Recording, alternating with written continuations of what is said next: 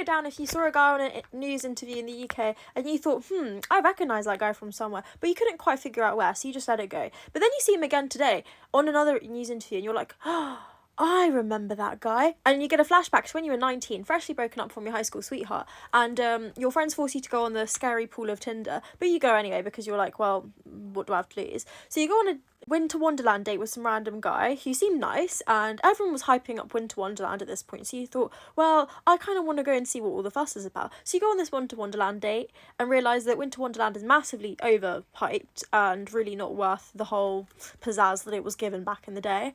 And anyways, so you have a date, it's like, okay, like you guys are talking, getting to know each other. Mid-date he goes, can we take a selfie so I can post it on my Instagram story so I can make my ex jealous? And you're like, sure, why not? Okay. So you sit there and you're like, jeez. Anyways, then the Winter Wonderland place is closing down. So you're like, okay, I need to maybe go home, or like we can go somewhere else. And he says, oh, like I know this cool nightclub bar place not too far from here. So you're like, okay, cool. So you go to this place and you know you're waiting to get in, you get in, and then you realise that you're not like 17 anymore when you first dated your ex, so things might progress a lot faster than you're ready for.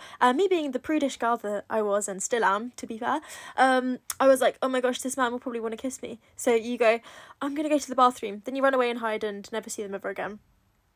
Oops. And then on their new Instagram page, which you see today, they've got a lot of followers and they're a political commentator, and it's actually very interesting. But you're really happy for them and it's great, and it's all good. But there is absolutely nothing more satisfying than that feeling of thinking, I know them from somewhere, and you can't quite figure out where, and then boom, the flashback happens.